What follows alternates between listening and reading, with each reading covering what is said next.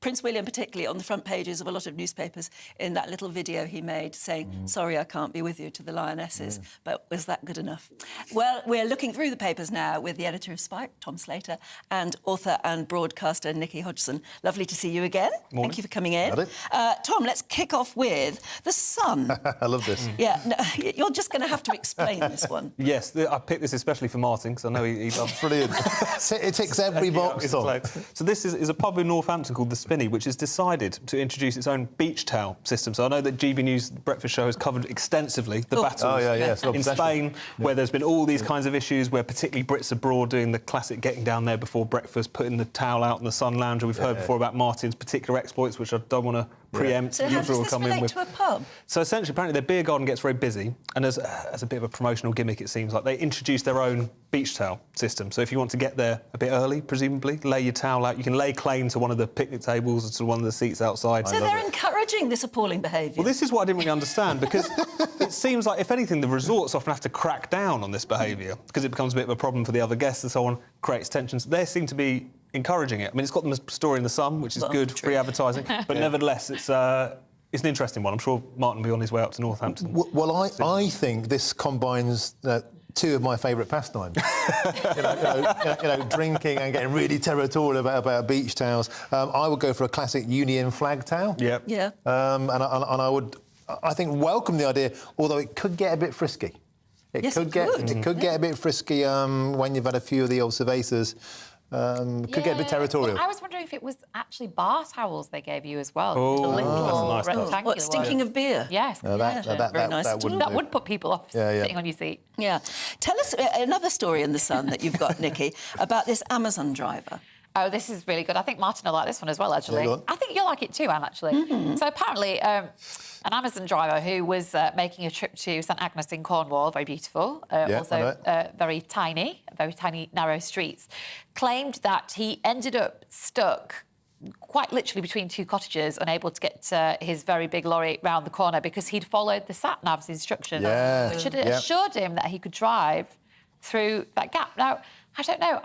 I did go to Cornwall quite a lot as a child, but wouldn't you think to maybe, I don't know, use your mind, engage your brain and think, well, it's probably going to be quite small streets. If you're going round the bend, though, you see, sorry if you're listening on the radio, you won't know, but a big lorry and a very, very narrow bend in what looks like a village, basically.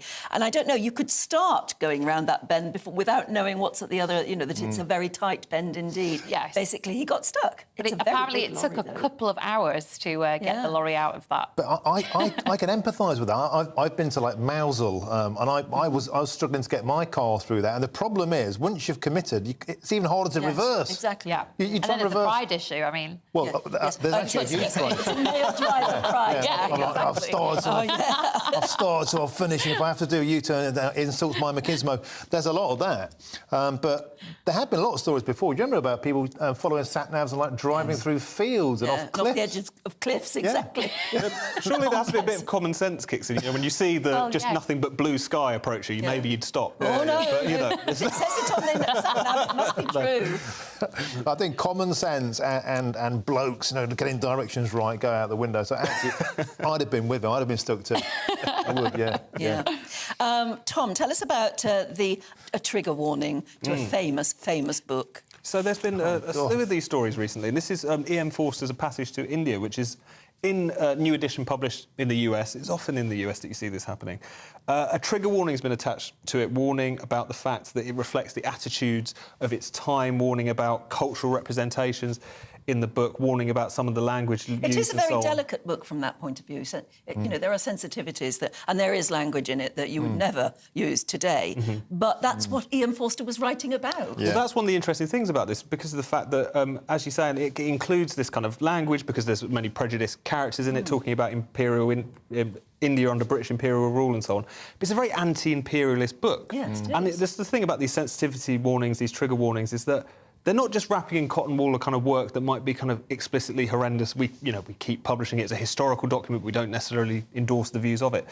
This is a perspective that I think the publishers of this novel probably generally agree with, was quite radical for its time. And yet, because of this desire to tiptoe around it, you're still warning off readers from what could be not only a very canonical work, but also one that surely is progressive by anyone's standards. So it's one of those weird things that if you have this myopic focus on just the bad words that have been used, you can miss quite a good message in the process. Context is everything, isn't it? It's all to do with what the words are meant to be saying or performing or doing in literature. So, and also, if we start with this book, where do we end? I mean, everything that's in the canon needs a warning on it. And that's the problem. Yesterday we were talking about Snow White. You know, Snow White isn't white anymore, and there are no dwarves. And there's no Prince Charming. and no Prince Charming. So what's left? Well, exactly. You know, everything's offensive. Probably a Musical wicked numbers, and that's stepmother. it. It seems completely stupid, doesn't it? What else we got? I just wondered if instead of a trigger warning, you know, on one of the first pages, you could get an expert to just do a little paragraph saying readers will be fascinated by this book because because this is what E.M. Forster was trying to say, and others may feel that such language should be, I don't know, censored, but you know, we're giving you the manuscript as it was always meant to be, because this is the very point that E.M. Forster... I just wonder if you could do that instead of cancelling it. Yeah. Still, we're running out of time, whatever. So I've got to cancel you. So, sorry about that. Thanks very much indeed for coming. Great fun, thank you. We've got more World Cup fever to come, of course, because we're going to be talking about the Lionesses and how they're going to do. And we want to hear from you, please, about how you're watching it and where you're watching it and who you're watching it with. Let's celebrate. Meanwhile, you'll be wanting to know about the weather here in the UK.